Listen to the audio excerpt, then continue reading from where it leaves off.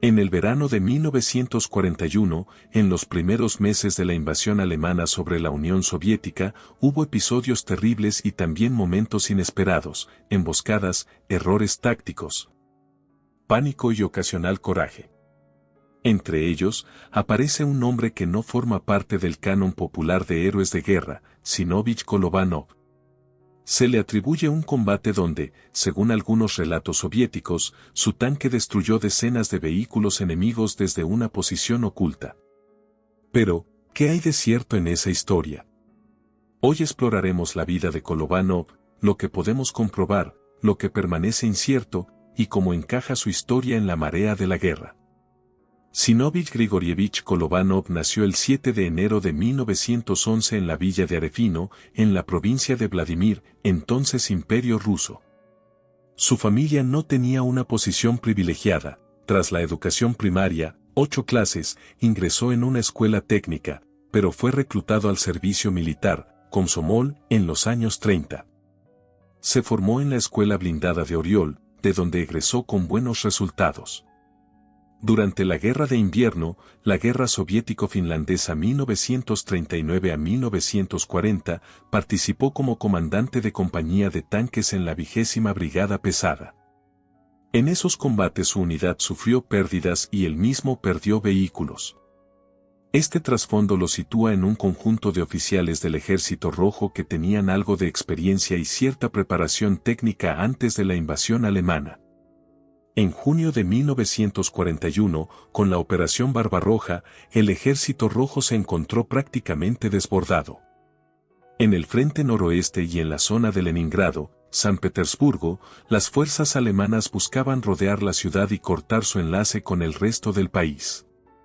La región de Krasnogvardeysk, actualmente Gachina, cerca de Leningrado, era un punto estratégico. Los alemanes avanzaban con columnas blindadas a través de bosques, charcos y caminos estrechos, confiando en su movilidad y potencia de fuego.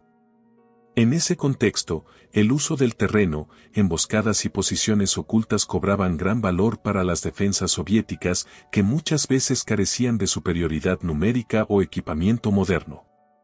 Este episodio es la pieza central de la leyenda que rodea a Kolovanov. Aquí lo que sabemos con más certeza, lo que se disputa y lo que es pura tradición. El 20 de agosto de 1941, cerca de Krasnogvardeysk, una columna blindada alemana, proveniente de las divisiones Panzer I, 6 y 8 del Eje, transitaba por una ruta estrecha entre pantanos y bosques. Kolovanov mandaba un tanque KV-1, el número 864. Junto con él, otras 4 máquinas, en total 5, quedaron desplegadas en emboscada, ocultas en un rodal cerca del barro y pantano. Se afirma que Kolovanov ordenó repostar con el doble de munición de lo habitual, particularmente proyectiles perforantes, y esperar el paso del enemigo. Cuando la columna llegó al paso crítico, el tanque de Kolovanov abrió fuego en una posición de hull down, es decir, oculta parcialmente detrás de terreno, mostrando solo parte del cañón. Se le atribuye haber destruido, según las versiones más atractivas, 22 tanques enemigos y que el conjunto de su unidad habría neutralizado hasta 43 vehículos enemigos, inmovilizando la columna, que quedó atrapada entre pantanos. Algunos relatos agregan que los tanques alemanes, en su confianza, transitaban con escasa protección, algunos con hacha abiertas, y que al avanzar en línea, actuaron como blancos alineados. Tras el combate, se dice que el tanque de Kolovanov recibió decenas de impactos, pero ninguno logró penetrar su blindaje. No existe hasta ahora una documentación alemana confirmada que coincida plenamente con la magnitud del episodio, por ejemplo, pérdida de 22 tanques. Algunas versiones más críticas sugieren que los números se inflaron con el tiempo en publicaciones soviéticas de propaganda o memorias posteriores. En los archivos soviéticos no hay unanimidad, el nombre de Kolovanov no fue elevado al rango de héroe de la Unión Soviética, algo que sorprende si el episodio fue tan decisivo. Algunas fuentes literarias o artículos de historia militar modernos examinan que los daños reales pudieron haber sido menores o que otras unidades contribuyeron al efecto de bloqueo de la columna alemana. No solo el tanque de Kolovanov, Además, después del combate Kolovanov resultó herido, o con daños, y retuvo limitado protagonismo en etapas posteriores de la guerra. Este episodio se volvió una especie de mito dentro de la historiografía soviética de tanques, evocando el valor individual, la emboscada bien planificada y el uso inteligente del terreno. Tras el combate, Kolovanov continuó sirviendo en las fuerzas blindadas. Se mantuvo activo en el Ejército Rojo hasta el año 1958, cuando pasó a la reserva. Vivió en Minsk, actual Bielorrusia, después del retiro, donde trabajó en una planta automotriz en el Departamento de Control Técnico. Falleció el 8 de agosto de 1994. A lo largo del tiempo, su figura adquirió ese carácter intermedio, no tan recordado como otros ases de tanques, pero respetado en círculos de historia militar y entre entusiastas de blindados soviéticos.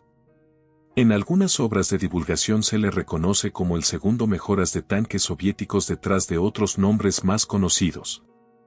Aunque esa afirmación depende de métricas específicas y fuentes que no siempre son plenamente independientes. La vida de Zinovich Kolovanov no es la de un héroe mítico forjado por epopeyas oficiales, sino la de un militar profesional en tiempos extraordinarios. El combate del 20 de agosto de 1941, más que un acto aislado de valentía, juega su papel dentro de una guerra brutal en la que cientos de miles fueron muertos, destruidos, desplazados. Que surja una figura menos conocida como Kolovanov nos recuerda que la historia no está hecha solo de nombres célebres, sino de muchos momentos pequeños o medianos que, sumados, formaron lo que fue. No afirmaremos que cambió el rumbo de la guerra, esa es una extrapolación que no se sostiene con los documentos actuales, pero sí podemos reconocer que su hazaña legendaria, con sus sombras y sus dudas, muestra cómo las fuentes, la memoria y la interpretación moldean lo que conocemos del pasado. Más allá de mitos y leyendas, la historia de Kolovanov nos recuerda esto: la guerra se escribe con hechos, con dudas y con silencios. Gracias por acompañarnos en este acercamiento a su figura. Si te interesan más historias reales como esta, suscríbete al canal, deja tu like y comparte este video. Nos ayuda a seguir investigando y contando relatos que merecen ser recordados. Hasta la próxima.